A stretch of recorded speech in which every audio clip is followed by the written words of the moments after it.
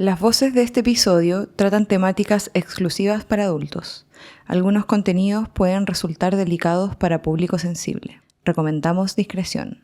Las personas que experimentan un trastorno de personalidad narcisista, hay un sufrimiento importante por la envidia, por ver que no están pudiendo cumplir ciertas cosas cuando otros sí, por la inseguridad que les genera el no poder cumplir las expectativas. Puede ser grandes expectativas, quizás muy grandes, pero son las expectativas que tienen y no las están cumpliendo, y eso les genera una intensa sensación de fracaso, de que no han podido cumplir. Y que también hay una dificultad importante para generar intimidad con otras personas, porque claro, no ven a veces, o tienen muchas dificultades para ver el problema cuando tienen las relaciones interpersonales. Entonces quizás no se percatan del todo de cómo sus actos terminan afectando a los demás. Entonces, claro, ellos pueden estar convencidos, o ellas pueden estar convencidos en que están en lo correcto, ¿ya? Em, pero quizás no por su dificultad de empatizar. Entonces, claro, se genera un choque bien importante porque esto no está resolviendo, esto no está resultando, quizás la otra persona es la que está equivocado, y yo en mi cabeza puedo estar seguro de que estoy en lo correcto. Y ese es el problema, porque a veces estoy tan seguro que no soy lo suficientemente flexible como para poner a pensar una perspectiva distinta, ¿sí? Y a veces termina siendo súper problemático porque terminan rompiendo vínculos muy importantes en sus vidas. Pareja, hijos, ¿no? Familia, amistades, etcétera. Y llegan a consulta. Consultan harto. Probablemente no van a consultar por su poco de narcisismo. Otro mito también, ¿no? Que Sí. suele haber.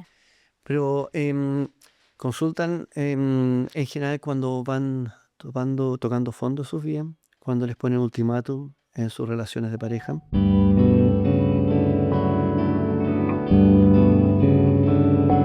Bienvenidos a Escucho Voces, lo que nos pasa por la mente contado en voz alta.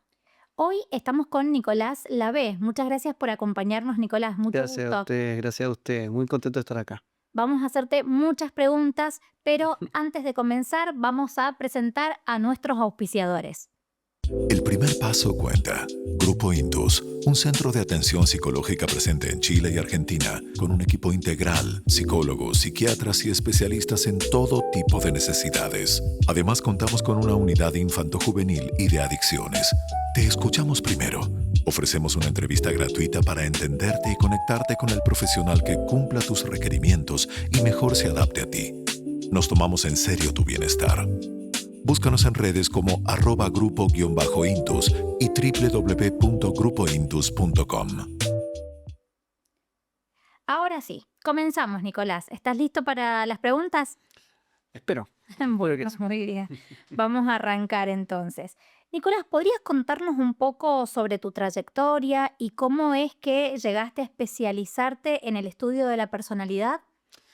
A ver, a mí los trastornos de la personalidad desde cuarto año en la universidad ya empezaron a tomar un bichito en mi cabeza, este interés. Unos ramos que tuve con algunos profesores que les tengo mucho aprecio, Ana María Rodríguez y Joaquín Celi, me empezaron a hablar más de los trastornos de personalidad, distintos modelos, y desde ahí dije, yo me quiero dedicar a esto. Desde entonces, desde que salí, me he dedicado solo a estudiar, a trabajar con el tema de los trastornos de personalidad. Em, He realizado pasantías en distintos modelos. Me acuerdo, hice una pasantía en el Adolescent Identity Treatment, que es un modelo de tratamiento para trastorno de personalidad.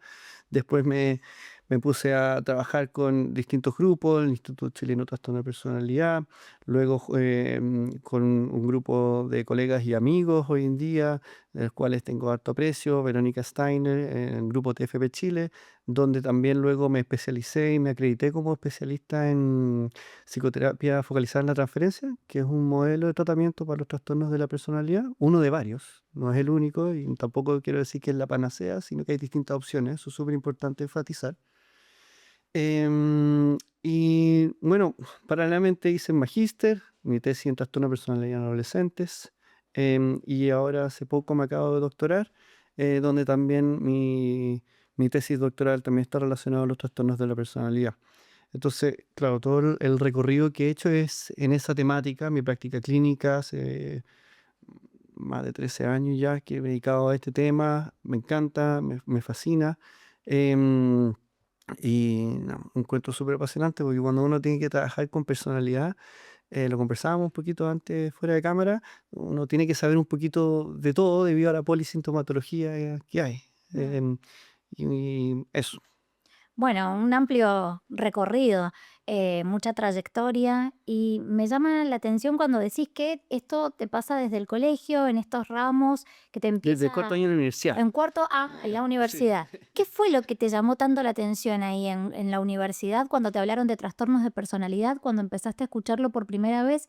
¿Qué fue lo que te llamó la atención?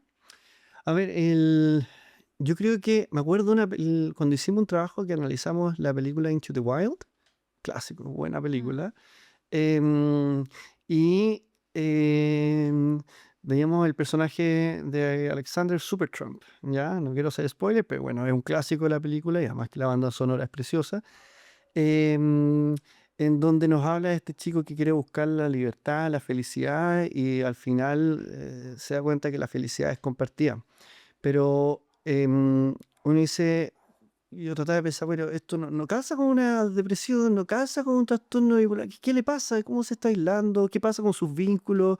¿Qué pasa con su identidad? Y todas estas cosas que yo no podía encontrar respuestas en un cuadro psiquiátrico. Y es ahí cuando el trabajo está dedicado a poder pensar más desde la personalidad de este chico. Y ahí tomé este interés. Em, bueno, los profesores que tuve, desde los distintos grupos que he trabajado, he tenido de alguna forma alta cercanía con los grupos de trabajo asociados a Otto Kemper, que también me gusta mucho su modelo de trabajo. He participado en distintas supervisiones, yo también me he supervisado con él. Em, y bueno, me ha acomodado mucho la forma de pensar su modelo de trabajo, de comprensión para los trastornos de personalidad. Y yo te diría que después el resto terminó siendo como un tubo, me fui metiendo, me gustó, sentía que estaba ayudando a las personas, a algunos, a otros no, pero bueno, hago lo que puedo en ese sentido. Mm. Y cuando hablamos de trastornos de personalidad, ¿a qué nos estamos refiriendo puntualmente? Cuando hablamos de trastornos de la personalidad, nos referimos a una dificultad que engloba, yo siempre trato de explicarlo como en 4 grandes áreas, para no ponerme tan técnico, ¿ya? Em, en cómo nosotros nos regulamos emocionalmente, cómo nos autocontrolamos, cómo son nuestras relaciones interpersonales y cómo es nuestra identidad, o sea, quién somos, hacia dónde queremos ir, cómo eso se despliega en distintos aspectos de nuestra vida. Cuando nos regulamos emocionalmente, pueden haber ciertas emociones difíciles que todos podemos experimentar, pero hay algunas personas que esas emociones difíciles las pueden experimentar de manera mucho más intensa. El rechazo, el abandono, la crítica, la humillación, la envidia. Son todas emociones que duelen, a todos nos van a doler, pero hay algunas personas que la pueden sentir con más intensidad, que la experimenten, que les duela más y que les sea mucho más difícil poder lidiar con esas emociones, que puedan sobreinterpretar ciertas situaciones como un ataque, como una crítica, como un rechazo, y después es qué es lo que hacen para lidiar con esas emociones, y ahí pasamos a lo que es el autocontrol, ¿sí? Y el autocontrol lo referimos a veces que una persona puede ser más impulsiva, ¿sí? Que rápidamente quiere actuar frente a esa difícil emoción. U otro, el otro lado el otro lado de la moneda de la impulsividad es cuando uno se retrotrae, es mucha pasividad, ¿no? Y eso claramente puede impactar en las relaciones que tenemos. Si yo a veces soy muy impulsivo cuando me siento rechazado y rápidamente actúo, a la larga, si esto se hace de manera más establecida, como un patrón, me puede traer dificultades que me es difícil poder establecer relaciones íntimas, cercanas, que me es difícil poder empatizar con el resto. Ahí vamos a hablar todo el tema de la empatía después y cómo eso se despliega en quién soy yo. Entonces, la pregunta quién soy no es una pregunta fácil, pero puede ser una experiencia muy dolorosa para alguien que experimenta un trastorno de personalidad, porque es muy confuso, ¿no? A dónde quiero ir, si me siento realmente cómodo con quién soy actualmente, etcétera. Y eso uno lo ve que se despliega en distintas áreas de la vida, como las dificultades que tengo con mis amistades, en mi trabajo, en mis estudios, en la sexualidad, mis pasatiempos, etcétera, ¿no? Entonces, cuando hablamos de los trastornos de personalidad, tomando todo esto, nos referimos a estas dificultades que ya se establece como un patrón donde me es muy difícil poder adaptarme a las dificultades que me presenta la vida, ¿ya? En donde mi autonomía, mi capacidad de resolver los problemas a veces se queda corta y me cuesta, la ansiedad, la angustia que me genera, me es muy difícil poder llevarla. Mm. ¿Y cómo explicarías la diferencia entre cierto rasgo o ciertos rasgos de personalidad y una forma de ser más rígida? Mm. Nosotros somos una especie que nos adaptamos, ¿ya? Durante millones de años hemos tenido que, como humanos, ¿no? Hemos tenido que sortear distintas dificultades, eh, distintos eventos, problemas, etcétera. Y una característica importante de nuestra capacidad, de las personalidades que tenemos, es cómo nos vamos adaptando a los problemas, ¿ya? Y los rasgos que tenemos, sean, bueno, tú tendrás ciertos rasgos, yo tendré ciertos rasgos. En algunas cosas puede que yo sea un poco más rígido en algunos aspectos, puede que tú también, puede que en otros yo sea más flexible. em, pero el problema empieza a surgir cuando los rasgos que nosotros tenemos em, nos son muy difíciles para poder adaptarnos a ciertos problemas. Y esa dificultad para adaptarnos, nos es muy difícil poder aprender de esa experiencia, ¿ya? A veces puedo pisar la piedra, tropezar con la misma piedra varias veces, puedo elegir el mismo tipo de pareja varias veces, puedo tomar las mismas decisiones que yo sé que me ha traído problemas varias veces, a pesar de los consejos, a pesar de las advertencias, a pesar de las cosas que me digan el resto de las personas. Y entonces ahí cuando uno empieza a darse cuenta que cierto rasgo empieza a ser más rígido. Mm. ¿Ya? Y es ahí cuando uno nota que ese rasgo que empieza a ser más rígido le es difícil poder adaptarse. ¿Por qué es importante hablar de la capacidad que nos adaptamos? Porque a lo largo de que vamos cumpliendo distintos hitos en nuestra vida, salimos del colegio y entramos a la universidad, el nivel de estructura baja un poquito. Es decir, ya no tengo un profesor o inspector que me diga, póngase esa camisa adentro. Ya depende un poquito más de mí. Pero depende también de mi capacidad de adaptarme a esta nueva etapa, universidad, instituto, estudio, lo que sea, y cuánto la iniciativa que yo voy teniendo. Hay algunas personas que ya en ese momento pueden empezar a presentar dificultades para adaptarse. Y después también, cuando yo salgo de la universidad, ya la vida laboral, ya no tengo unos ramos que me topan la agenda y me dicen, la próxima semana tengo química, tengo cálculo. Depende de mí ya. Y es ahí de cuánto yo soy capaz de adaptarme, cuánto soy capaz de resolver ciertas dificultades, para ver cómo son mis rasgos me ayudan a poder resolver los distintos problemas que presenta la vida.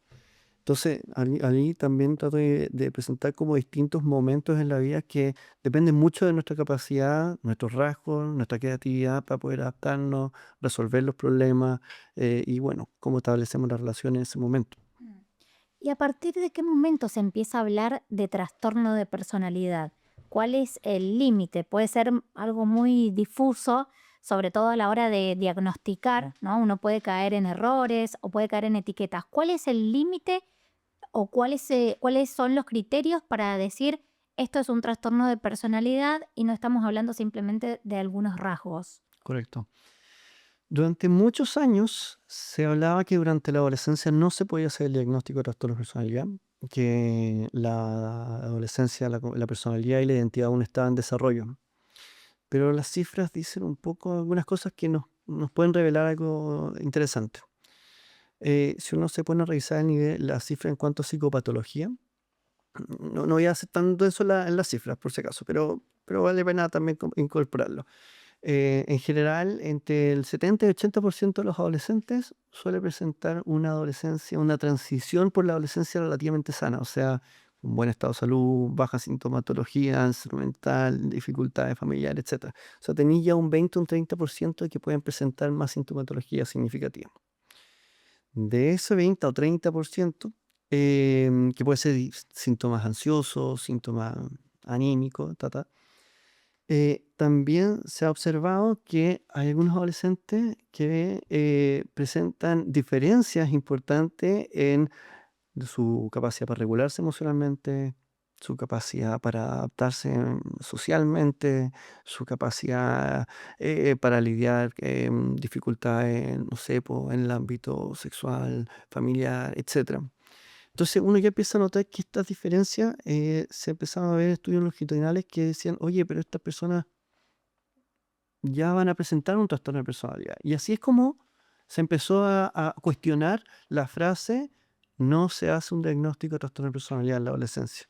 Y ya eso empezó ya desde los 2000 en adelante hasta que ya el diagnóstico de trastorno de personalidad en la adolescencia es un diagnóstico válido, empírico, con toda una serie de instrumentos que permiten corroborar ese diagnóstico. Y ahí, aterrizando más a tu pregunta, ¿desde cuándo? Em, y qué criterios?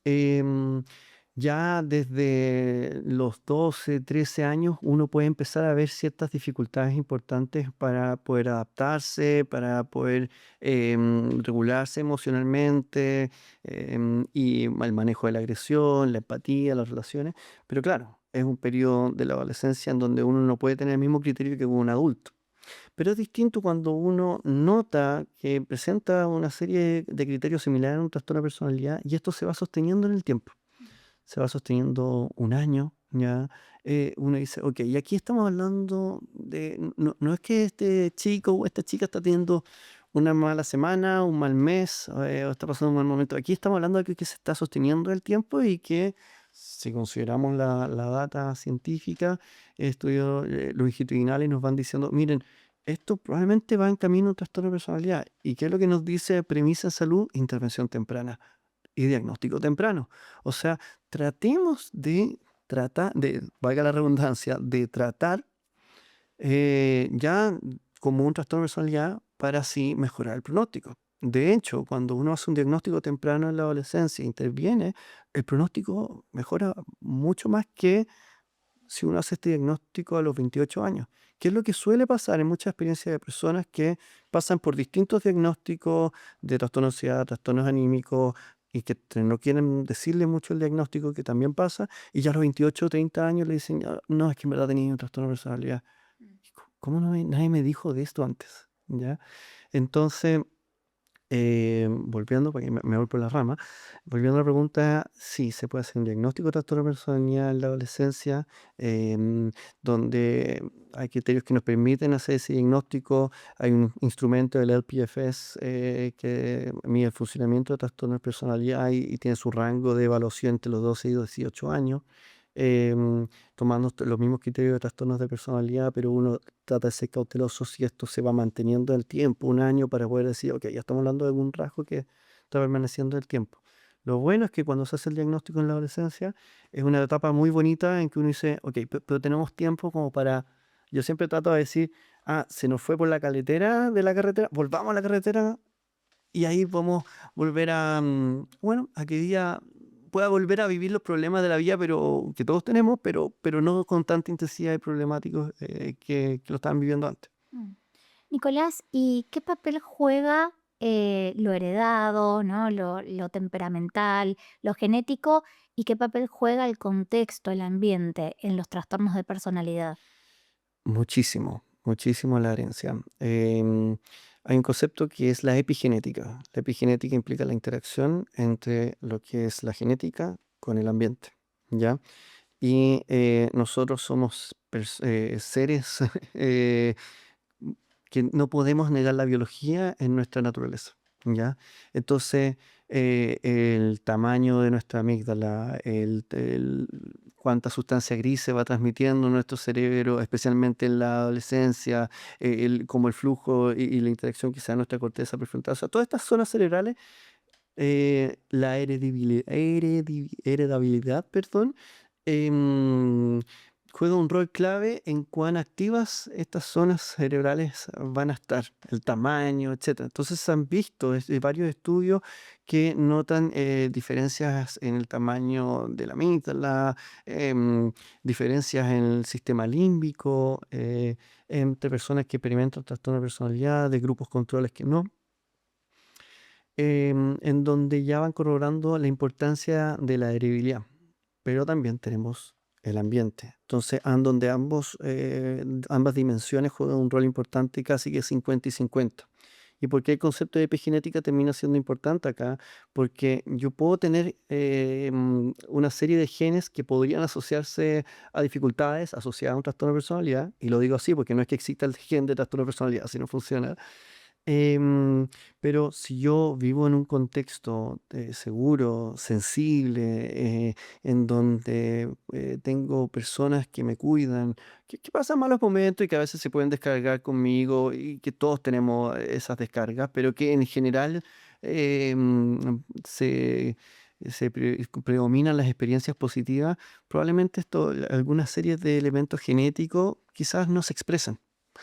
Pero si tengo un contexto donde estoy vulnerable, donde experimento una serie de situaciones muy complejas emocionalmente, predominan las interacciones negativas, donde mi cortisol empieza a ser mucho más predominante en mi experiencia relacional con los demás y donde estoy más alerta, probablemente se me puedan expresar algunos genes que estén asociados a, bueno, la expresión de los trastornos de personalidad. Claro, claro. ¿Cuál es el valor clínico que tiene llegar a un diagnóstico de trastorno de personalidad? ¿Crees que es una especie de brújula que puede orientar los tratamientos o en ocasiones funciona como algo que viene a limitar, que viene a etiquetar? Los diagnósticos clínicos son una etiqueta que los clínicos necesitamos para poder identificar un cuadro, pero no es una identidad, ¿ya? Em, y está lejos de serlo y no debe ser así, ¿ya? Ahora, puedo entender que personas lo pueden usar para la construcción de su propia identidad, pero no está inicialmente pensado de esa forma. Em, Hay un concepto durante los años 70 que se llama el privilegio terapéutico. Privilegio terapéutico es la decisión de un médico tratante de no querer compartir un diagnóstico a un paciente por creer que se le puede hacer daño, ¿ya? Entonces uno toma la decisión de no compartirle ese diagnóstico y esa información. Entonces un médico, doctor o doctora decidía no darle el diagnóstico de cáncer a su paciente porque temía que podía angustiarlo mucho. Hoy día esa práctica puede ser ilegal, puede ser ¿cómo se llama? Genera un dilema ético no menor. Y hoy en día, claro, ¿cuál es el primer derecho de la Carta de Derechos y Deberes de los Pacientes de Salud? Tener un conocimiento claro de tu estado de salud. Y eso implica saber tu diagnóstico. Pero pasa algo curioso en los trastornos de personalidad. Es como que el privilegio terapéutico todavía estuviera presente. Y ha surgido toda una serie de debates donde hay razones entendibles de por qué prefieren no entregarlo, pero cada vez está un poquito más instalada la idea, ok, parece que hay que entregarlo. ¿Por qué? Porque está el temor de cómo la persona pueda lidiar con el diagnóstico, bueno, la angustia, lo que puede implicar, si pueda usar el diagnóstico o no. Estoy repitiendo un poco lo que se frasea incluso en la literatura, porque en la literatura también se habla de de este tema. Pero pasa que las personas que experimentan trastorno de personalidad, como te decía hace un rato, por no saber su diagnóstico pueden pasar muchos años sin saber qué les pasa, ¿ya? Hasta que al fin entienden y le dan sentido cuando le dan un diagnóstico, pero quizá ya es muy tarde. Entonces, el poder entregar un diagnóstico de trastorno de personalidad, incluso en distintos estudios, se ha podido observar que las personas que reciben el diagnóstico al fin le pueden poner nombre a esta angustia tan extraña que no alcanza a ser una depresión, tampoco alcanza a ser un trastorno de ansiedad, tampoco alcanza a ser un trastorno alimentario, pero algo tengo, ¿pero qué? Algo me está pasando y ¿dónde puedo recurrir a información para que yo pueda ordenar mi cabeza y darle sentido a mi experiencia y de esa manera empezar mi proceso de recuperación. Em, y va a depender mucho también en cómo yo entrego el diagnóstico. Porque no es lo mismo Claro. si yo llego y dice, mira, sí, tú tenías trastorno de personalidad. Siguiente. Eh, que es muy duro.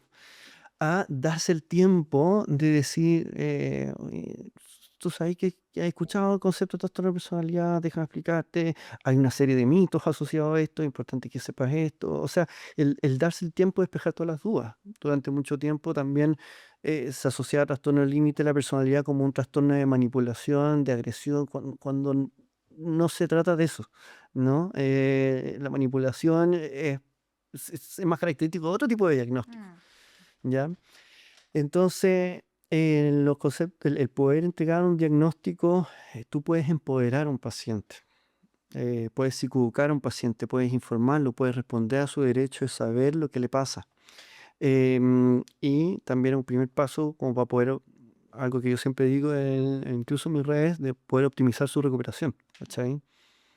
Claro, de alguna forma puede ser algo que lo ayude, ¿no? A entender mejor algunas de las vivencias que tiene y que a veces el no poder nombrarla termina generando hasta más angustia. Correcto. Bien. Y me pregunto, un poco para que nos comentes desde tu experiencia, ¿cuál es el objetivo de un tratamiento de un trastorno de personalidad? ¿Es un tratamiento crónico? ¿Es un tratamiento que una persona que recibe el diagnóstico tiene que hacer de por vida? Hay una autora que se llama Mary Ainsworth, trabaja en Harvard, y ella ha hecho unas investigaciones muy bonitas, longitudinales, en que ve que los diagnósticos de trastorno de personalidad, con el tiempo la sintomatología va remitiendo, ¿ya? Y es importante entenderlo de esta manera. En los periodos más críticos de nuestra vida, es la adolescencia y es la adultez joven, ¿ya? Tenemos que tomar decisiones muy importantes, em, donde también a veces son decisiones que nos acompañan durante mucho tiempo en la vida, en los 20 años, 25, no sé. Y genera harto estrés. Y es el periodo de mayor pic en que se manifiesta la dificultad en los trastornos de personalidad. ¿M? Y después con el tiempo, cuando incluso uno ve que la vida misma a veces también va bajando su intensidad, también se va observando que en estos estudios longitudinales, Michael Stone también ha hecho algunos de esos, ve que la sintomatología va bajando con el tiempo, ¿ya? Ahora voy a la patita de tratamiento. ¿Qué es lo que uno va trabajando? Y perdón, y hago un énfasis, es que el concepto crónico también está en duda con respecto a algunos trastornos de personalidad. Digo algunos porque hay otros que todavía es importante mantenerse ese asterisco porque todavía no tenemos tanta investigación al respecto. En cuanto al tratamiento, hay varios tratamientos para los trastornos de personalidad. La terapia dialéctico-conductual es uno de esos, la terapia focalizada es otro, terapia basada en la mentalización, terapia basada en los esquemas, terapia cognitiva-analítica. Trato de decir todos los que hay porque a veces uno se cree que hay solo uno y en verdad hay distintos. Hay distintos estudios de revisiones de distintos tratamientos que repasan varios tratamientos que tienen buenos resultados. ¿Por qué digo esto? Porque hay personas que creen que van pasando por un diagnóstico, por un tratamiento, fui a donde este tratamiento y que supuestamente iba a ser el que me iba a ayudar y no pude, y no me hizo sentido, entonces soy yo el que está mal. Y no necesariamente así, ¿ya? Quizás no era el tipo de tratamiento, no era el estilo, no era la forma que más calzaba conmigo. Lo que uno va trabajando en un tratamiento con un trastorno de personalidad, tiene que pensar tanto en la lógica de síntomas, sí, pero también pensar en la lógica de funcionamiento, cómo la persona se va adaptando en los distintos aspectos de la vida. Y algo que tiene en común en los distintos tratamientos de trastornos de personalidad es, ok, cómo le está yendo en sus estudios, cómo le está yendo, o sea, está adaptando sus relaciones, cómo se está adaptando su capacidad en su autonomía y eso cómo se va viendo en disminuir, claro, la sintomatología, pero también cómo va construyendo una identidad que sea coherente, que sea consistente.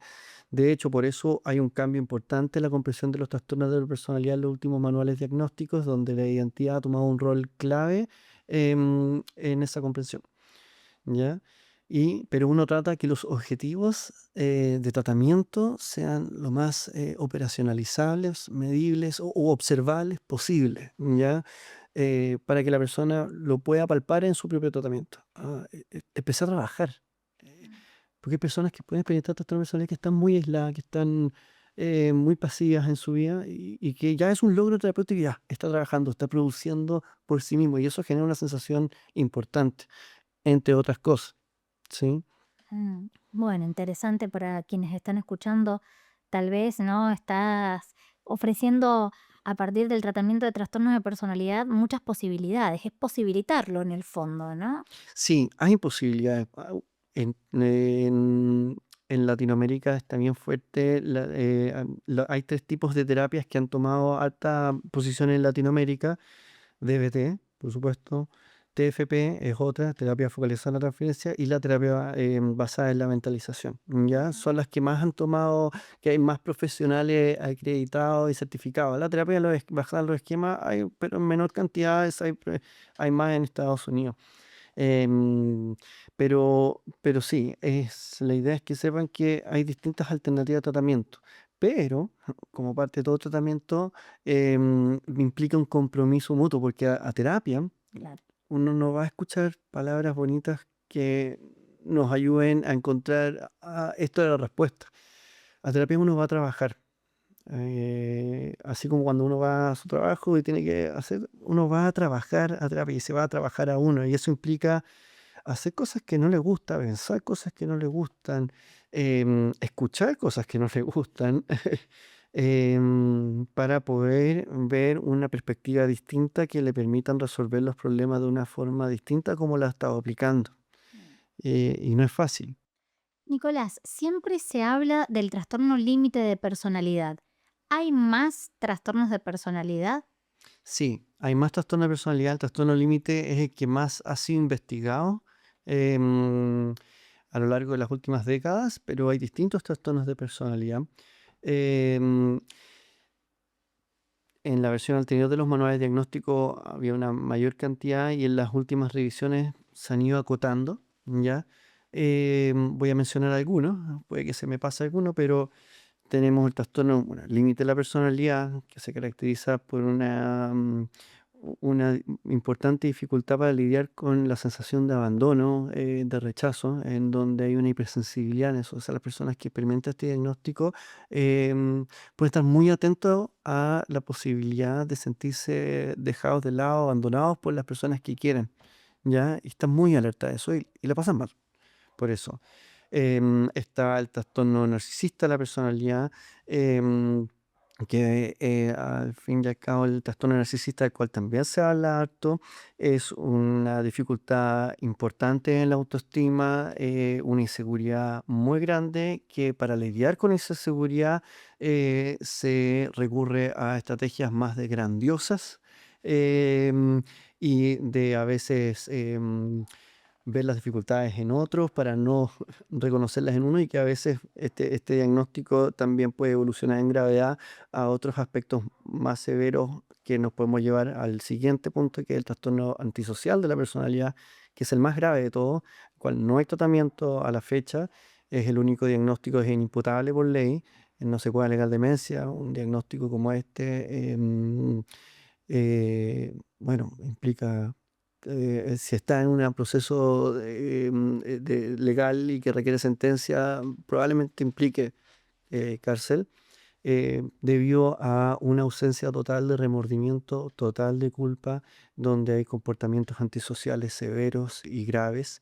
Después nos pasamos a otros diagnósticos como el trastorno evitativo de la personalidad, trastorno de personalidad evitativo, en donde predomina la ansiedad, donde hay una inseguridad bastante grande en las personas que lo experimentan, donde a diferencia del cuadro del trastorno de ansiedad por evitación, aquí vemos que hay una amplia gama de situaciones que la persona evita por una inseguridad muy grande que experimenta frente a la exposición. y que ya se ha ido pasando con el concepto de rasgo, de ansiedad, estado a ansiedad rasgo, o sea, ya se pasa a ser más un rasgo rígido. Nos encontramos con el trastorno esquizoide, aunque es el esquizoide de la personalidad, que hay una apatía muy importante en las relaciones interpersonales, donde se aparenta un profundo desinterés en querer relacionarse con otros, aunque algunas investigaciones, incluso teorías, hablan de que en realidad hay un temor muy grande a intimar, a relacionarse, que la forma de lidiar con eso es haciendo una aislación total, no total, una aislación importante, y afectivamente también dificultades para poder contactarse afectivamente con otro, y que también eso termina afectando como el funcionamiento, ¿sí? También nos podemos encontrar con el trastorno obsesivo compulsivo de la personalidad, que en verdad, siendo más preciso, se debería hablar del trastorno obsesivo de la personalidad, donde nos encontramos con una dificultad importante de poder flexibilizar. Hay una película que uno puede ver eso, que es la de Jack Nicholson, de Mejor Imposible, porque se ve como un trastorno obsesivo compulsivo, pero en verdad es tan amplia la gama de situaciones que ya se ve el aspecto más obsesivo, donde las personas que lo experimentan, que también lo van pasando mal, y el resto con quienes conviven, tienen una dificultad importante para el despliegue afectivo, importante dificultad para poder flexibilizar con las distintas situaciones y problemas que van pasando. No es que necesariamente vaya con las obsesiones, las compulsiones que a veces se habla en el trastorno obsesivo compulsivo, pero bueno, que va apuntando a distintos aspectos de la vida. Eso como podría decir, pero lo importante ahí es que, como tú bien preguntas, hay más trastornos de la personalidad aparte del límite. El trastorno límite es el que más ha tenido foco de investigación. em, y hoy día cada vez empieza a haber más investigación sobre otros trastornos de personalidad, como por ejemplo el trastorno de personalidad narcisista. Mm. Bueno, justo lo nombras y a mí me gustaría que podamos profundizar un poco en el trastorno de personalidad narcisista. Hiciste una muy buena descripción de cada uno de los trastornos de personalidad. Ahora, ¿cómo se define el trastorno de personalidad narcisista? Si pudiéramos profundizar. ¿Y qué es lo que diferencia un narcisismo que es esperable, que es normal, entre comillas, usamos esa palabra, de algo más patológico? Voy a partir por la segunda parte de la pregunta para después mejor Vale. responder la primera.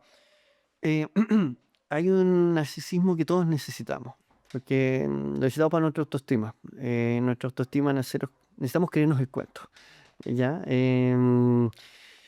Para lidiar con las críticas, para lidiar con los fracasos que tenemos, si yo tengo un abogado que está en un juicio y que apenas el otro abogado, la contraparte, me tira toda una serie de argumentos y el juez también me cuestiona si yo no tengo un narcisismo suficiente que me sostenga parte de ese rol, no voy a estar haciendo bien mi pega. Necesito creerme ese cuento. ¿Ya? Entonces hay un narcisismo normal que todos necesitamos, el cual todos tenemos que construir en nuestro autoconcepto, pero ya ahí empezamos a pasar a otro nivel de un narcisismo que puede ser potencialmente más patológico, que es cuando hay una fragilidad importante en nuestra autoestima, eh, que una fragilidad importante en nuestra autoestima que nos genera tanta inseguridad, em, que para poder lidiar con esa inseguridad necesitamos recurrir a estrategias, como te decía anteriormente, bien grandiosas. ¿Y qué quiero decir con esto? Em, Como piso básico de todo trastorno de personalidad, como te iba diciendo, nos encontramos con dificultades en la regulación emocional, el autocontrol, relaciones interpersonales e identidad. Pero la personalidad narcisista, cuando empieza a tener ribetes más patológicos, toda la experiencia de inferioridad, sentirme humillado, sentirme criticado, la voy a experimentar de manera mucho más intensa y dolorosa. Vamos con otras emociones, las emociones que a veces pueden ser más placenteras. El control, sentirme sobre otro, grandioso, que también las voy a experimentar de manera tan intensa que incluso también me pueden nublar un poco el juicio, ¿no? o la apreciación de la realidad. A tal punto de que me va a generar a mí una sensación importante de grandiosidad que la puedo, y ahí vamos a ir viendo más adelante cómo la puedo distinguiendo tanto de lo más vulnerable o grandioso. Pero al fin y al cabo, el trastorno de personalidad narcisista, una forma grandiosa, patológica, de poder lidiar con una profunda inseguridad que me genera la relación que tengo conmigo, mi relación que tengo con otros, y que además de manera paralela yo puedo tener importantes dificultades en cómo voy modulando mi agresión. Y otro punto importante es la empatía. En cuanto nosotros evaluamos la empatía, qué tan empático es. Y la empatía a mí es un concepto que me fascina, porque la empatía no es solo sensibilizar con tus sentimientos, o saber qué es lo que tú estás sintiendo. Porque un psicópata también puede saber muy bien lo que tú sientes, ¿sí? Es cuánto a mí me conmueve lo que tú sientes, ya cuánto sintonizo efectivamente lo que tú sientes, y si lo que yo soy capaz de hacer es consistente y coherente con lo que tú también estás sintiendo. Entonces implica también el considerar la acción en la empatía. Entonces, cuando nos encontramos con los trastornos de personalidad narcisista, también nos encontramos con una dificultad importante en la empatía. Y que es entendible por la historia que pueden estar pasando, que puedan vivir. Al fin y al cabo es un diagnóstico de salud mental que le va a afectar la empatía, entonces va a afectar en cómo yo veo al resto, porque voy a estar muy centrado en mi propia experiencia, que me va a costar ver al resto. Y voy a hacer todo lo posible por centrarme en mi experiencia, ¿sí? Y a veces la forma que yo uso para lidiar con eso, a veces puede ser agresiva. A veces puede ser muy agresiva. Y ahí empieza también a evolucionar el cuadro del narcisismo, porque uno tiene que pensarlo como en un continuo. Narcisismo normal, narcisismo patológico, trastorno de personalidad narcisista. Podemos evolucionar a otros, síndrome de narcisismo maligno, trastorno de personalidad antisocial, eventualmente una psicopatía. Si te fijáis, te acabo de mencionar cómo va evolucionando la gravedad del trastorno narcisista de la personalidad hasta otros ribetes más patológicos, que a veces se habla todo dentro de un mismo saco, y no es así. Mm. Y existen distintos tipos de narcisismo patológico. Recién hablabas de estrategias más grandiosas o más vulnerables. ¿Cuál sería la diferencia? Em, la teoría psicoanalítica por mucho tiempo empezó a proponer el narcisismo de piel fina y piel gruesa. Así partió como más o menos el concepto hipervigilante, y después estas conceptualizaciones empezaron a avanzar hasta que hoy día incluso en la literatura científica, ya ateóricamente hablando, ya se habla de trastorno de personalidad narcisista grandioso y trastorno de personalidad narcisista vulnerable. Son dos caras de la misma moneda. Por un lado tenemos la cara más grandiosa, que es que se caracteriza por poder desplegar esa grandiosidad, en donde uno podría ver un comportamiento más arrogante, quizá pasar por encima del otro, una desconsideración por parte de de la crítica, ¿no? O dificultades de otros. O sea, uno está muy centrado en lo que le pasa a uno, ¿sí? Pero uno despliega la grandiosidad centrada en uno, ¿ya? A diferencia del narcisismo vulnerable, que es al revés, uno despliega esa grandiosidad un poco, uno puede tener una serie de fantasías grandiosas, pero yo no las puedo cumplir. Porque yo tengo todas mis fantasías, yo siento que debería haber hecho esto, me debería ir muy bien en esto, etcétera, pero no lo estoy cumpliendo. Em, Y al no poder cumplir, entonces experimento una profunda sensación de fracaso, ¿ya? Que es muy intolerable poder lidiar. Y ahí la forma para lidiar con ese fracaso también puede ser a veces agresiva, a veces muy pasiva, a veces que me va estancando en la vida. Y este diagnóstico es muy importante hacerlo porque a veces se confunde mucho con las fobias sociales, ¿sí? En donde uno nota, voy a hacer una expresión un poquito más simplista de esto, pero lo hago para que se me pueda entender, así que pido disculpas como si es que se simplifica demasiado, pero en una fobia social, las personas que la experimentan pueden estar muy angustiadas porque no pueden, no sé, ir a una evaluación oral por temor a la evaluación, porque no les vaya a salir bien. Y hay una angustia muy importante en esto, ¿sí? Pero cuando nos encontramos con una estructura más narcisista, de que predomina la patología más vulnerable, uno se puede encontrar con ese mismo temor a la evaluación. Es cierto, a todos nos puede costar. Es sano que tengamos una cierta ansiedad frente a la evaluación, pero porque choca con las expectativas grandiosas que yo tengo en mi cabeza de que no va a resultar. Claro. Y ahí es cuando empieza a ser un poco distinta la forma de enfrentar la situación, Ah, ¿ya?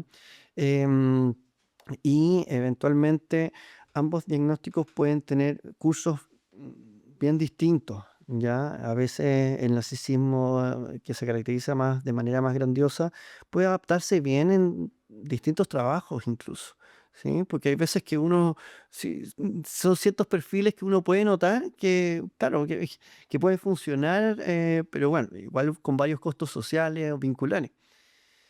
Pero a veces nos encontramos con el narcisismo vulnerable que, debido a este temor a enfrentar una serie de situaciones por temor a no cumplir esta expectativa grandiosa y por esta dificultad importante para lidiar con el fracaso, presenta una cosa muy compleja que se pueden ir estancando en la vida, ¿ya? Y eso termina siendo muy doloroso tanto para personas que lo experimentan como para las personas con quienes conviven. claro, claro. ¿Y qué es lo que siente una persona con un trastorno de personalidad narcisista? ¿Siente sufrimiento o siempre el sufrimiento recae en los otros? ¿Siente un malestar, un padecer? Hay un mito que se plantea que como quienes experimentan un trastorno de personalidad narcisista no sufren, y la verdad es que sí sufren harto, ¿ya? Voy a centrarme más, acordémonos de esta línea, ¿ya? De trastorno de personalidad narcisista, síndrome de narcisismo maligno y trastorno de personalidad antisocial. Voy a quedar en la primera parte, trastorno de personalidad narcisista, ¿ya?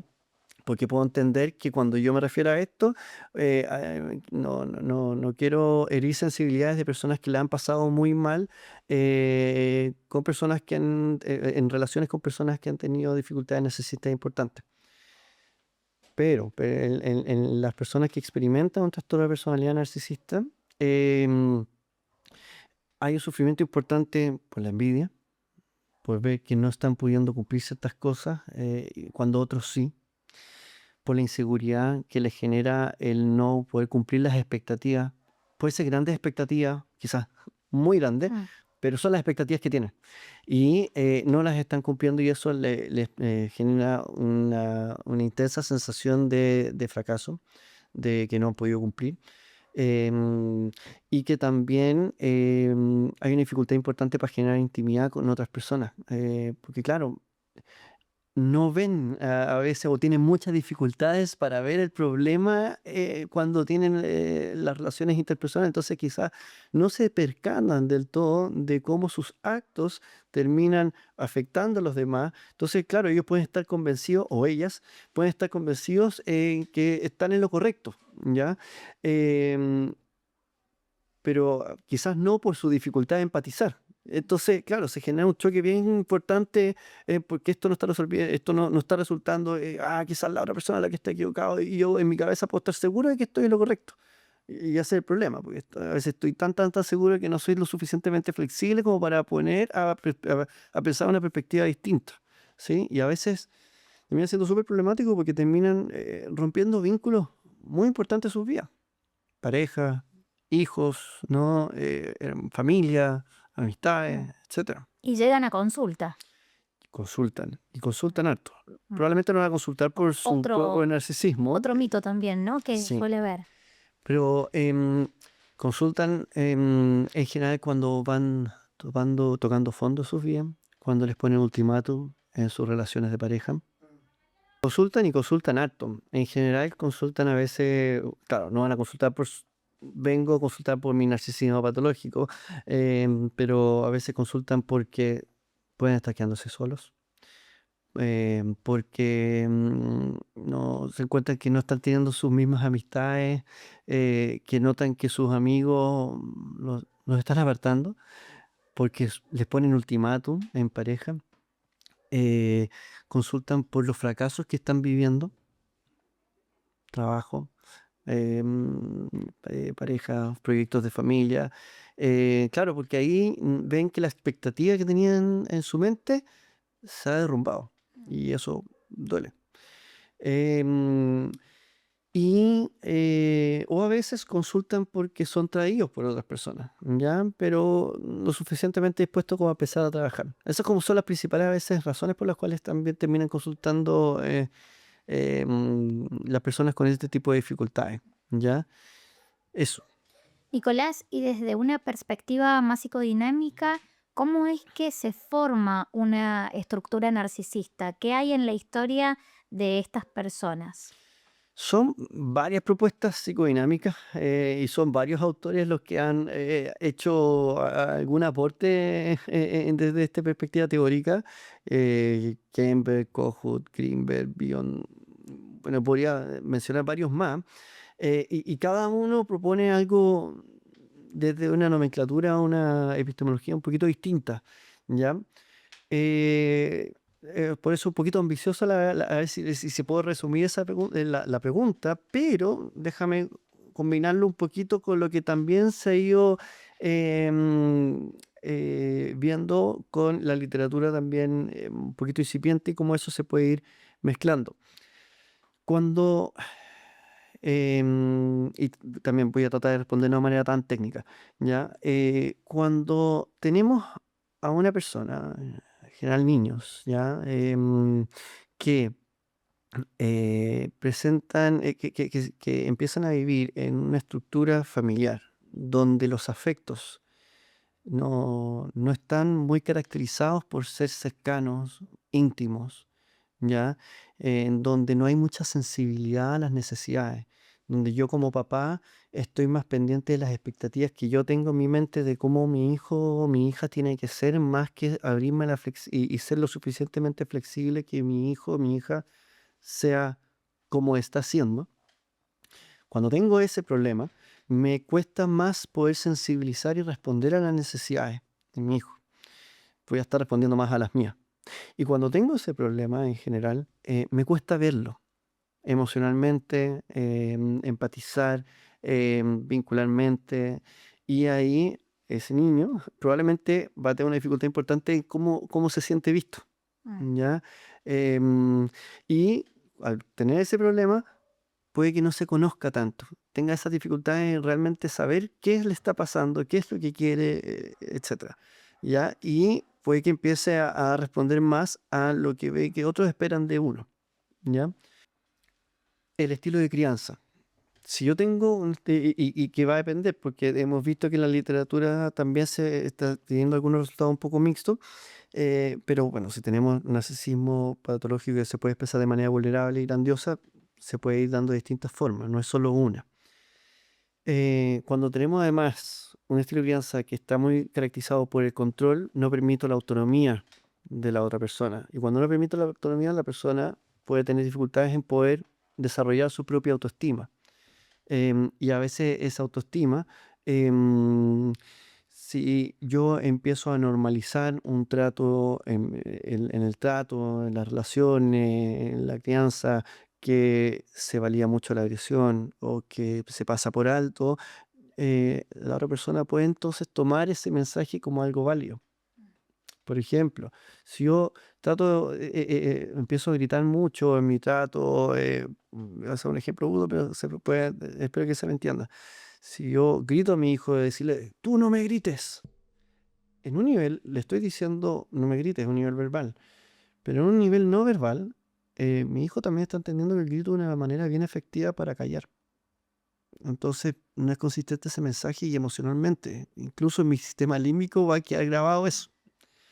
Por otro lado, en el sistema de crianza que también puede ser más permisivo, de poca consistencia en los límites, también puede ser problemático el desarrollo de un trastorno de personalidad narcisista, ¿ya? Porque también yo necesito tener una figura autoritativa. Entonces, para establecer una cierta asimetría sana, necesitamos esa asimetría en nuestras relaciones. En los trabajos a veces tenemos que entender esa asimetría. ¿sí? Y adaptarnos un poco. Pero cuando no establezco de manera sana esa simetría en las relaciones y la establezco de manera muy simétrica, también estoy dando un mensaje confuso de dar por sentado ciertas patrones relacionales como son. También estoy dando por sentado cómo son ciertos patrones relacionales, ¿ya? Entonces, a eso, y volviendo como también al núcleo de tu pregunta, em, cuando nos encontramos con una dificultad importante en la personalidad, que volvemos al concepto de identidad, eh, una difusión de identidad donde hay poca claridad de quién soy, donde empieza a ser muy doloroso y confuso esa respuesta, especialmente en el trastorno de personalidad narcisista, la grandiosidad patológica empieza a cumplir un rol fundamental para yo protegerme de esa profunda dificultad en mi autoestima. Y la grandiosidad patológica, insisto, entonces empieza a cumplir la función de necesito creerme el cuento, porque si no, voy a ver lo inseguro que estoy siendo, lo dolorosa que está siendo mi experiencia, las pocas cosas que quizás he logrado. Entonces no puedo tolerar esa experiencia. Entonces, para poder lidiar con eso, toda esa agresión que a veces está volcando sobre mí, necesito volcarla en alguna parte, en los otros, ¿no? Em, entonces a veces eso se puede ver que puede un trato de menosprecio, de necesitar de controlar las relaciones, con tal de yo sentirme tranquilo, pero ese control de las relaciones también termina siendo muy complejo y patológico porque me gustaría mucho a mí dejarme controlar, que a veces tenemos que hacerlo, porque bueno, eso es la danza de las relaciones, de ceder, dejarse, pero las personas que pueden experimentarse situarse en un narcisismo patológico, ese ceder lo pueden experimentar como algo humillante. ¿Me explico? Entonces ahí está la experiencia dolorosa que tienen las personas que experimentan este diagnóstico. El problema, y aquí es cuando empieza lo difícil, es que cuando empieza a ser más severa la manifestación de trastorno de personalidad narcisista, la forma de manejo de la agresión también empieza a ser más severa. Y ahí es cuando el resto de las personas empieza a pasarla mal, empieza a sufrir esas consecuencias. ¿Ya? Mm. Bien, muy claro ha sido. Y en este último tiempo se está hablando mucho de narcisismo por todas partes, especialmente en las redes sociales. ¿Crees que se ha trivializado un poco el término? Sí, se ha trivializado y esto nos va a generar un problema, porque, un ejemplo, mira, hay una escala que se llama el Narcissistic Personality Inventory, ¿ya? NPI, Inventario de Personalidad Narcisista. Y no mide, no mide trastorno de personalidad narcisista, sino que mide los rasgos de narcisismo que tenemos, tanto de aspecto vulnerable como de aspecto grandioso. Y se ha hecho una serie de estudios a lo largo del tiempo, donde estudios de metaanálisis bien interesantes, donde va mostrando cómo el punto base de respuesta en la población general, en este caso universitaria, va subiendo. Entonces, como que solo en la población el punto base va subiendo en el tiempo, ¿ya? En donde en 20 años subió como unos 2 o 3 puntos base. Un poco acelerando la frase de cuán narcisista se está volviendo la sociedad actual. Entonces, ¿por qué lo introduzco de esta forma? Porque a veces cuando uno trivializa el concepto de narcisismo patológico en las redes, uno se mete en problemas porque es un problema que nos va a golpear a todos como boomerang porque es una dificultad importante que se viene en nuestro tiempo, donde todos podemos caer un poco en eso, ¿ya? Y se ha trivializado también el mismo concepto de narcisismo patológico sin precisar el continuo de gravedad narcisista, donde se habla de psicopatía y narcisismo maligno y narcisismo patológico como si fuesen uno solo. Y no es lo mismo.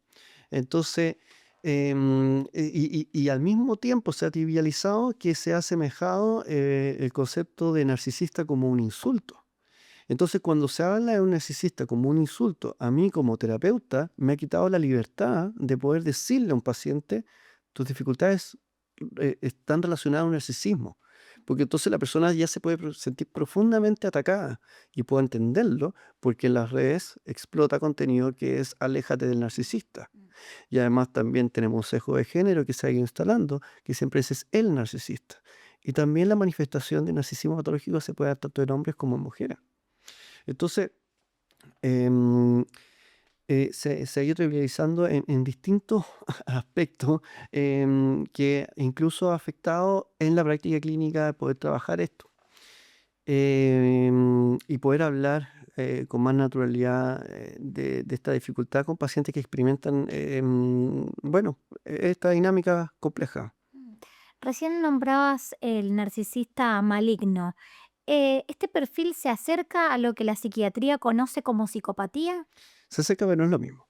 ¿Ya? El narcisismo, síndrome de narcisismo maligno se entiende que a la base hay un trastorno de personalidad de narcisismo. Pero además de un trastorno de personalidad narcisista, nos encontramos con una agresión egosintónica. ¿Qué quiere decir egosintónica? Es que ego y sintoniza con el ego yo, es decir, que no me aproblema tanto. E incluso a veces puede haber cierto sadismo, cierto placer en agredir al otro. ¿Ya? Una intensa ideación paranoide. Es decir, yo puedo estar muy sensible frente a la posibilidad de sentirme atacado por la otra persona, en donde yo puedo sobreinterpretar ciertas claves sociales como un ataque y poder reaccionar ante eso. Conductas antisociales, ¿sí? que están presentes. El trastorno personal narcisista, la agresión egosintónica o sadismo también, las conductas antisociales y la ideación paranoide. Esas son las 4. Bien, bien. Y hablemos de psicopatía, perdón. ¿Cuál es la definición clínica actual? A ver, la definición clínica actual no me la sé de memoria, pero lo que podemos entender por la psicopatía, que además de estas características que nos encontramos en el narcisismo maligno, pero esto ya trasciende mucho más porque también empieza a haber otro concepto que hay una ausencia total de culpa, hay una frialdad importante afectiva. ¿Por qué es importante decirlo? Porque en los diagnósticos que te he mencionado anteriormente puede haber ciertos aspectos de culpa, ¿ya? Mínimos, pero en el trastorno de personalidad antisocial, en la psicopatía, no la vamos a encontrar. Y además de eso, en un aspecto central, hay una incapacidad, y ojo con las palabras, ya estoy hablando de conceptos más absolutos, una incapacidad de poder idealizar a otro. Em, y eso lo hace muy complejo, porque cuando tú no eres capaz de idealizar a otra persona, de tener un afecto íntimo, cercano hacia otra persona, em, tu experiencia afectiva y relacional se vuelve muy plana, muy centrada en ti, donde a veces puedes no tener muchos problemas en los métodos que tú puedas aplicar para poder conseguir tus objetivos, porque no hay una preocupación del otro. Los demás pasan a ser más un mero utilitario de tus objetivos y no hay una preocupación empática de lo que le pueda estar pasando al otro o las consecuencias que le pueden pasar al otro de tus acciones. De hecho, hay un concepto de callous and emotional que habla también de cómo hay una distancia importante en lo que tú puedas estar experimentando, y el poder sensibilizar con la experiencia del otro. Por eso el concepto de empatía es tan central acá y en la evaluación clínica es vital tenerlo presente en cómo uno evalúa la empatía. ¿Y existe la figura del psicópata con una vida muy funcional, como muchas veces se puede retratar en los medios o en algunas empresas? ¿Existe ese perfil? A pesar de lo coloquial que suena, uno sí se puede encontrar con personas que de alguna u otra manera han logrado adaptarse a lo largo de los distintos hitos en la vida, en el trabajo, etcétera, que que pueden hacer mucho daño, Mm. muchísimo daño, y que pueden no importarle mucho al respecto, ¿ya?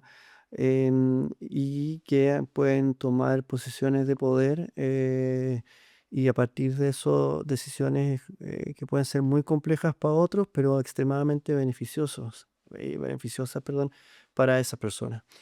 Entonces, es donde uno va notando que las decisiones que va tomando ciertas personas o ciertos, no, incluso nos ponemos el ejemplo de líderes em, que han causado desastres importantísimos en la historia de nuestra humanidad y uno dice, ¿cómo llegaron ahí?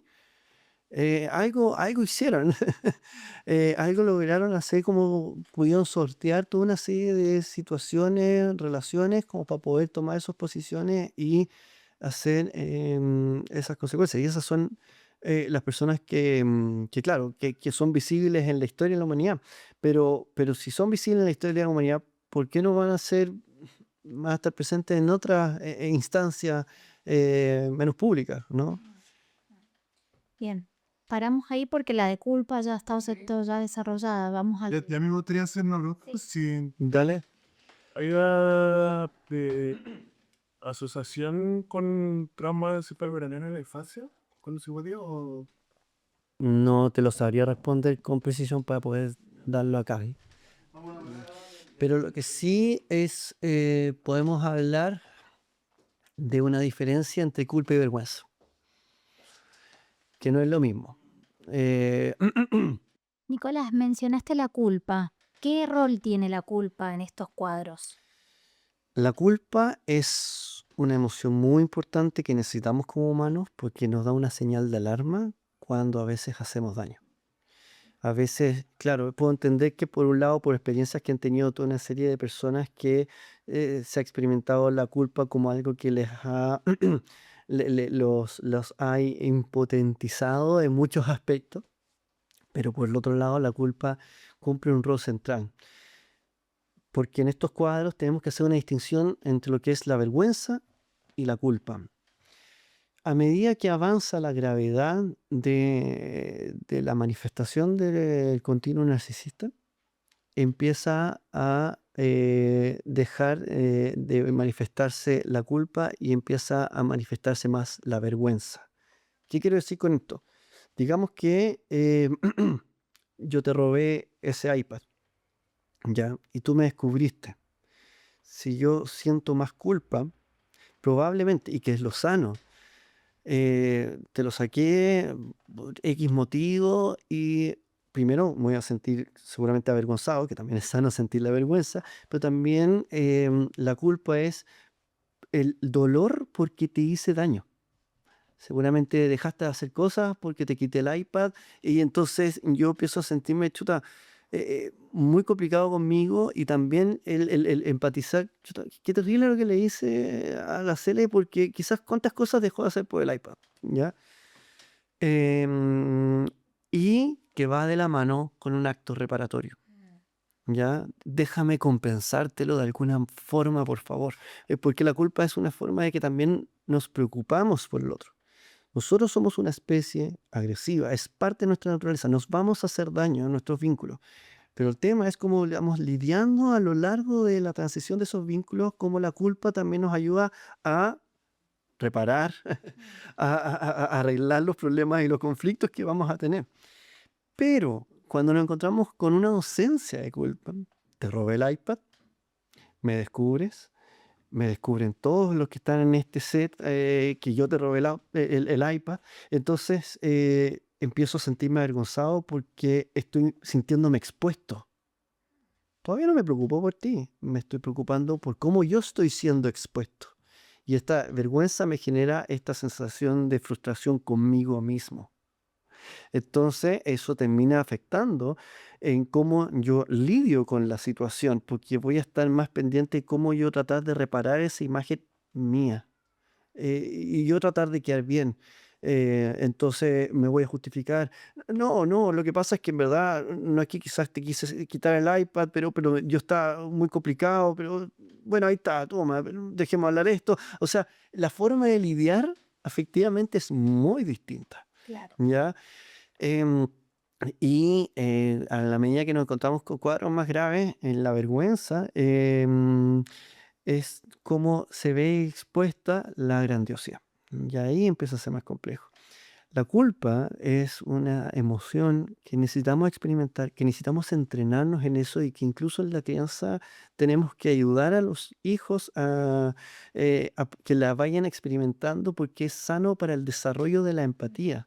Entonces, cuando un niño le pega al otro, el poder decirle, oye, el poder describir lo que hizo, mira, ese niño está llorando, míralo, está llorando porque tú le pegaste y eso no estuvo bien. Parece que vamos a tener que pedirle disculpas porque lo que tú hiciste hizo daño. Sí, le va a doler. Mamá, me siento mal porque me dice, no sé, pero em, en la medida que sea con un trato sensible, amable, yo también voy llevando a la persona a poder tolerar esa culpa para preocuparse del otro y así poder empatizar. Eh, es importante eso porque eso va cuidando los vínculos. Bueno, muy bien. Ahora contanos, Nicolás, para quienes conviven con alguien con un trastorno narcisista o con algún psicópata, ¿qué señales deberían observar con atención? Eh, la pregunta es muy compleja porque pasa que es una situación que varias personas experimentan, que es difícil hablarlo y que además se entremezcla con toda una de sentimientos mezclados, porque una mezcla entre quiero mucho a esta persona, me cuesta ver el daño que me hace, pero sé que me hace daño. Y entre que no me quiero alejar de la persona, me puedo sentir culpable de alejarme de la persona. O sea, ahí mi mente empieza una serie de pensamientos que terminan siendo muy confusos, dolorosos, y que incluso solo el hecho de pensarlos ya se hace difícil el poder lidiar con eso. Tú hiciste ahí dos precisiones, dos ejemplos que, claro, termina siendo muy distinta la experiencia de vivir con alguien que tiene una psicopatía que alguien que experimenta un trastorno narcisista de la personalidad. No es lo mismo. O sea, si alguien sabe que está conviviendo con alguien que presenta una psicopatía, lo más seguro es que ojalá, mantenerse lo más lejos y cortar vínculo, incluso a veces si es necesario, si es que ese es el correcto diagnóstico, ¿sí? Pero dependiendo del grado de agresión, el trastorno de personalidad narcisista y el tipo de relación, porque no es lo mismo una pareja que un hijo que vive con uno y que a veces no tiene otra forma de depender y sigue siendo el hijo, Ah, ¿no? Entonces, ¿cómo uno va ayudando a la persona a tener una sana distancia para poder uno mantener ese autocuidado en la relación y establecer un límite que no detenga mi vida, que no me detenga las cosas que yo quiero hacer para mí, y que entonces el trabajo terapéutico que incluso uno a veces hace ahí es poder ayudar a la persona a establecer las cosas que quiere para uno, porque a veces se ve tan teñido en estas dinámicas que pueden ser tan complejas que uno vive en función del otro y eso termina estancando y anulando mucho, ¿no? y ahí en esos casos donde no es posible cortar el vínculo, ¿cuáles son las estrategias que una persona puede desarrollar? Laborales, afectivas, ¿qué tipo de estrategias puede desarrollar y cómo se trabaja eso, por ejemplo, de una terapia? Uno va investigando con qué recursos y redes de apoyo cuenta con la persona. Em, Porque eso permite a uno sostenerse, porque va a implicar pasar por un conflicto. Hay un mito que a mí me encanta, que siempre lo aplico en estas situaciones, que es el de mito de Esquila y Caribdis. En términos muy breves, es yo voy transitando en un estrecho donde hay dos bestias, en que desde la Iliada, ¿cómo se llama? La travesía de Ulises. Si yo me acerco mucho, me alejo de una bestia, me acerco a la otra y viceversa. Pero tengo que cruzar, no tengo otra para llegar a mi objetivo. O sea, el conflicto es ineludible y van a haber costos, ¿ya? Entonces yo tengo que sortear lo posible para que los costos sean los menores posibles, pero van a haber costos. Entonces, a veces las personas que están en estas situaciones tienen mucho miedo de que existan costos, tienen mucho miedo de que entrar en un conflicto con la persona, tienen mucho miedo de que la persona se enoje y tienen mucho miedo de que la persona los rechace, etcétera. Entonces, eh, terminan estancándose mucho.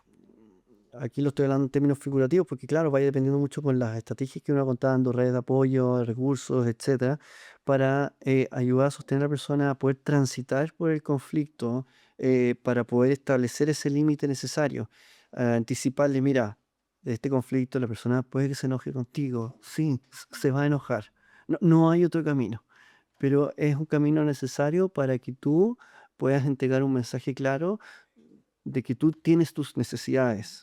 Eh, Tú vas a romper una homeostasis que se ha instalado y se ha cronificado, en donde estás en función de la otra persona, donde se ha instalado una dinámica de explotación. Entonces, romper esa homeostasis va a generar un conflicto por el cual hay que transitar. Entonces, el abordaje en ese sentido es cómo sostener a la persona, acompañarla para darle la seguridad suficiente para poder transitar por ese conflicto. Mm. Pensaba en conceptos que hoy se difunden mucho en las redes sociales, como love bombing, gaslighting. ¿Son conceptos que están asociados al narcisismo? ¿Crees que tienen alguna asociación? Yo sería cauteloso por eso, porque a veces, porque hay un gaslighting, un love bombing o cualquier otro concepto que después a futuro venga a aparecer, está definiendo una conducta. Y entonces tengo que ser cauteloso cuando pasamos a hacer un salto tan rápido de conducta a un patrón de comportamiento y a una personalidad. Entonces, claro, la respuesta rápida y cómo aparece, sí, está asociado, pero no necesariamente. Alguien que incluso pueda estar pasando por un muy mal momento, un momento muy frágil, quizás sin percatarse está haciendo los bombing. Porque lo único que quiere es tener a alguien cerca. Y no se percata de lo que está haciendo porque estaba pasando por un muy mal momento. Puede pasar. Todos tenemos nuestra historia, nadie sabe lo que pasa detrás de lo que nos va a pasar de nuestra vida y bueno, por eso te dije hace un rato atrás que todos eventualmente hacemos daño en las relaciones. El tema es cómo vamos lidiando con ello, cuánto sensibilizamos y cuánto somos capaces de reparar. Entonces, claro, yo trataría de ser cauteloso de hacer un salto tan rápido de esa conducta es narcisismo patológico. Bueno, no necesariamente lo es. Podría manifestarse pero no es igual. Claro. ¿Cachai? Sí, sí, muy claro. Hemos hablado un poco de esto, pero vamos ahora a centrarnos, especialmente tomarnos un momento para hablar de los mitos. ¿Cuáles son los mitos que a vos como profesional que trata trastornos de personalidad narcisista te gustaría derribar alrededor del concepto de narcisismo patológico? Em, Uno, que las personas que experimentan un grado de narcisismo patológico también la pasan mal. Que hay una profunda inseguridad extremadamente dolorosa y que el tratamiento a veces llega un momento que es muy difícil en los tratamientos porque llega un momento en que tú ya le haces ver todas las cosas que no ha cumplido, que no ha logrado, los fracasos, que estaban refugiados por esa expectativa grandiosa. Y un momento muy difícil porque es ahí cuando se ven al espejo y se dan cuenta lo extremadamente doloroso que está siendo el resultado de sus decisiones, de sus vínculos. Em, entonces, claro, alguien me puede decir al tiro, no, pero es que yo no veo que la persona sufre, yo soy el que está sufriendo y puedo entender perfectamente y puede que tenga mucha razón y es altamente probable que tenga razón esa persona que me pueda eh, alegar eso. Pero eso no es excluyente con lo otro. Se pueden dar las dos cosas. Es una cosa. El narcisismo patológico se puede manifestar en hombres y en mujeres. Lo menciono porque, claro, o sea, a veces se habla mucho de el narcisista, aléjate del hombre narcisista. Y que esta dificultad se puede dar en ambos géneros, ¿no? Em, que consultan y que puede ser tratable en la medida de que, porque también se dice que es intratable el mito, y la verdad es que puede ser tratable en la medida de que el grado de patología y en la infiltración de la agresión o el grado de agresión no sea severo. ¿Ya? Entonces, dentro de estos tenemos trastorno de personalidad narcisista, narcisismo patológico y trastorno antisocial de personalidad, la psicopatía, trastorno narcisista de la personalidad. Uno puede tener un mejor pronóstico que los otros, ¿sí? En la medida que hay un tratamiento dedicado para eso y hay un compromiso por parte del paciente una vez que se establezca la alianza terapéutica. Yo te diría que esos tres mitos trato de enfatizar harto en este tema. Bien. ¿Y qué mensaje le podrías dejar a alguien que siente que está siendo manipulado, invalidado o está sintiéndose un poco confundido por alguien cercano que no sabe muy bien qué nombre ponerle a sus conductas o a su modo de vincularse? Mm, ¿Te puedo agregar un mito más? Sí. Sí, que se me quedó ahí pendiente. No todo comportamiento agresivo por parte de la otra persona es igual trastorno personal narcisista. ¿Ya? Em, Insisto que es muy propio de nuestra naturaleza cuando a veces vemos la agresión del otro y a veces que nos cuesta ver nuestra propia agresión. ¿Ya? Es distinto cuando alguien ejerce un comportamiento agresivo, ¿ya? A cuando alguien de manera sistemática y como un patrón ya se instala como una forma de actuar. Y eso es importante precisarlo porque, dado el alto contenido que a veces existe respecto a los trastornos de personalidad con respecto a los trastornos de personalidad narcisista, entonces donde al tiro se asemeja que cuando alguien pasa a llevar al otro al tiro es alguien narcisista. Y no necesariamente es así. Mira, es un proceso muy difícil porque, ejemplo, a veces papás pueden estar con alguien que tenga este tipo de dificultades, incluso que puedan convivir, em, y son los papás. Entonces, siempre van a estar amando a su hijo por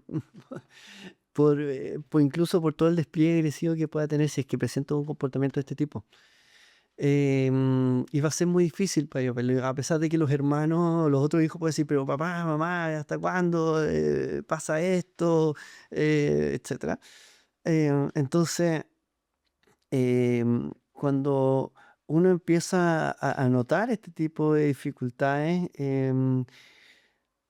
claro, el tema del poder asistir a terapia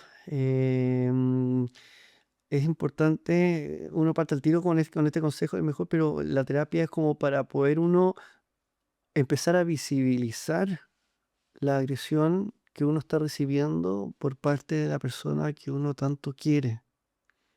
Porque a veces uno hace todo lo posible por no verla, porque va a doler y mucho.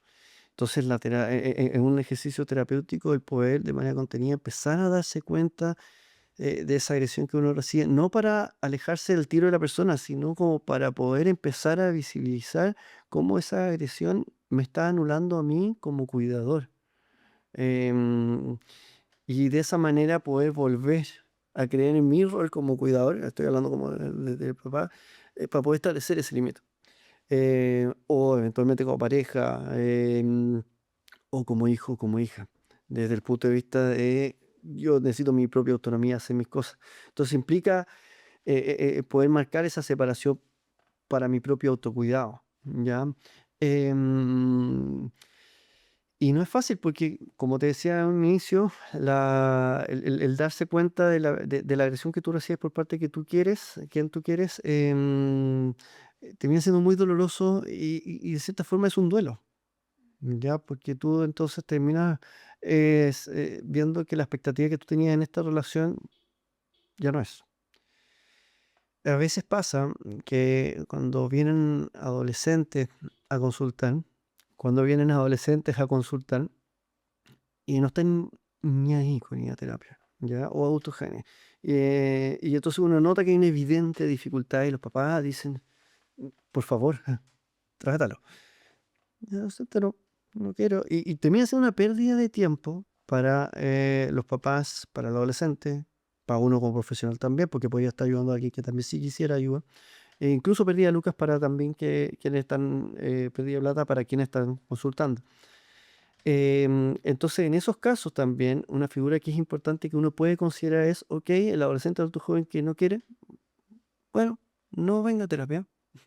Y uno trabaja con los papás para ayudar a volver a esa posición autoritativa. Entonces, a veces incluso el objetivo terapéutico es que el hijo o la hija diga, papá, no lo soporto, voy a ir a mi terapia para lidiar con lo detestables que son ustedes. ¿Ok? Claro.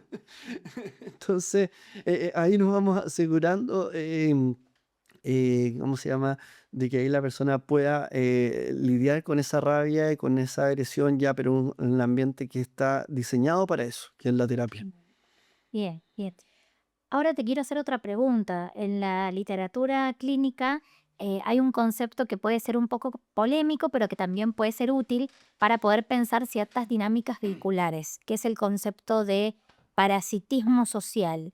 ¿Vos podrías explicarlo y podrías contarnos cómo emerge o cómo puede emerger en la adolescencia? Eh, es un tema muy interesante. El parasitismo social, en términos poco técnicos, em, se define como un comportamiento ya, un patrón instalado de vivir a costa del otro. Así poniéndolo en términos lo más simples posible, ya y menos técnico. En donde en cómo yo vivo a costa del otro, em, hay una relación prácticamente de explotación en donde yo doy por sentado que tienen que hacerse cargo de mí, en donde sin tener dificultades importantes que me limiten, yo espero que sean otros quienes vayan respondiendo a mis necesidades y mi empatía, hacia esas personas también presenta severas dificultades. Y esto se empieza a instalar, y creo que es importante porque más encima en la época en la cual estamos viviendo, creo que hay que precisar, porque una vez yo publiqué algo al respecto y creo que no fui lo suficientemente sensible en incorporar este elemento, que en la época que estamos viviendo, en las crisis económicas, inmobiliarias, donde se hace muy difícil para algunas personas que a pesar de que estén trabajando y esforzándose, se les hace difícil para poder vivir de manera autónoma y a veces todavía siguen viviendo en sus familias de orígenes que no es lo mismo a eso, porque uno nota esa impotencia que genera producto de los problemas actuales que estamos viviendo, que a un patrón instalado de vivir a costa del otro. Mm. ¿Me explico? Em, y que en la adolescencia también se puede empezar a dar cuando hay una dificultad importante en la dinámica relacional, en donde pasa que padres incluso se empiezan a percatar que temen a sus hijos, temen en plantearles un límite, temen en el conflicto que pueda darse, temen em, en decirles que no, ¿ya? Y que eso se empieza a cronificar a tal punto que eso se empieza a notar. Y cuando se instala, y cuando digo, perdón, cuando se instala esto y se empieza a notar, y además lo combinamos con que se va instalando una patología narcisista importante, ese darme cuenta, empiezo ya a dar por sentado que se está, que me puedo atribuir ese derecho, el entitlement, como se habla en el concepto en inglés. Y cuando se empieza a cronificar ese tipo de dinámica, empieza a ser muy complejo porque ya esta asimetría natural en un nivel de yo soy el papá, soy el cuidador, soy la mamá, que estoy a tu cuidado, o sea, y que te voy a cuidar, pero al mismo tiempo te tengo que guiar, pero al mismo tiempo también te tengo que limitar en algunas cosas, se empieza a difuminar e incluso a veces se empieza a ver al revés. Los límites cuidan. Imagínate un partido entre Colo-Colo la U o Boca Juniors y River Plate y no hay árbitro y no hay graderías, perdón, no hay vallas de seguridad, vallas verbales. Quería un problema importante. Entonces, los límites nos cuidan. No estoy diciendo con esto, y por favor que no se me malinterprete, ahora quiero poner límites a todos, porque uno tiene que encontrar un adecuado equilibrio entre la calidez en la relación, pero en el límite, ¿sí? Em, hay un video que está disponible de manera gratuita en YouTube, que es parte del programa de Project Air, de un proyecto australiano que en trastorno de personalidad uno pone Staying Connected. Staying Connected se llama el video, mantenerse conectado, Project Air. Es un video muy bueno que yo siempre trato de pasarse a los papás para que puedan verse en los patrones relacionales y puedan identificarse qué tipo de patrón relacional estoy estableciendo en mi interacción. Está más centrado en trastorno límite de la personalidad, pero es muy útil para que uno también vaya viendo cómo voy yo estableciendo límites en ese aspecto. Y está a libre disposición, por eso también lo recomiendo y es súper bueno. ¿Ya? ¿Por qué lo menciono? Porque cuando se instala el parasitismo social, termina siendo un problema no solo de quien se va estancando en la vida, sino que también va afectando en la salud mental con los quienes conviven e incluso el patrimonio familiar. ¿Ya? Porque cuando se empieza a hacer de manera más severa, hay veces que he visto situaciones muy complejas en donde se da por sentado que hay que establecer toda una serie de retribuciones, incluso económicas, en donde la otra persona no se preocupa en lo más mínimo de esto, ¿ya? O incluso puede molestarse o incluso llegar a extremos más graves que pueden presentar comportamientos violentos con el fin de que se le entregue lo que en su mente les siente que les corresponde. Nicolás, para terminar voy a hacerte una pregunta un poco más personal. ¿Vos vas a terapia? Yo ya pasé por mi proceso terapéutico hace un buen tiempo y ahora ya lo que hago es el proceso de consultoría o de supervisión, es lo que con mis colegas es donde yo voy trabajando los casos también. ¿Y cómo ha sido tu experiencia? A ver, cuando uno trabaja con trastornos de personalidad, em, y de hecho varios modelos terapéuticos lo instalan como algo muy importante como entre la supervisión y el trabajo en equipo para poder uno sostenerse, porque uno tiene que lidiar mucho, usar muchos las emociones que uno tiene como una herramienta de trabajo. Pasa que las interacciones que se pueden dar pueden evocar varias emociones, y uno no está ahí para enjuiciar. Yo tengo entonces que utilizar las emociones que me pueden evocar como una herramienta de trabajo, no para enjuiciar a la persona, sino como lo que que puede estar pasando para poder ayudar a la persona. Pero claro, a veces uno es humano, entonces uno tiene que estar siendo muy atento a esas emociones y por eso las instancias de supervisión o de conversar con los pares es muy importante como para uno eh, darse cuenta hasta qué punto uno está actuando una emoción, pero además, que es otro punto, es cuánto uno también va siguiendo la metodología de trabajo, porque son tratamientos estructurados como los tratamientos que te he mencionado, DBT, TFP, MBT, eh, requieren de una metodología porque son tratamientos basados en evidencia. Y hacer tratamientos basados en evidencia uno tiene que seguir un cierto, no necesariamente protocolo, pero sí una cierta metodología. Entonces, claro, en el contacto en supervisión o con colegas, uno tiene que ir cuidando esa metodología de trabajo para poder cuidar que lo que está haciendo es el tratamiento adecuado o lo que uno cree que es adecuado. Bien.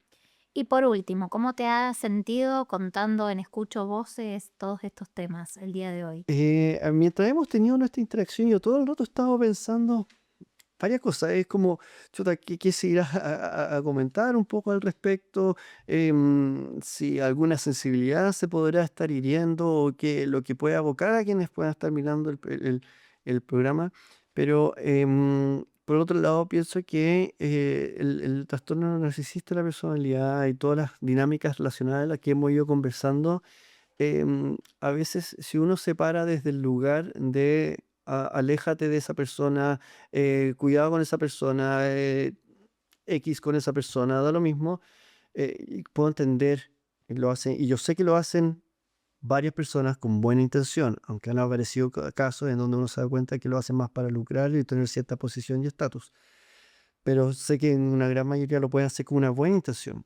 Pero igual alguien tiene que trabajar con esas personas. Porque si uno quiere que estas dinámicas relacionales complejas se terminen, uno no solo tiene que trabajar con un polo, sino que también tiene que uno trabajar con el otro lado.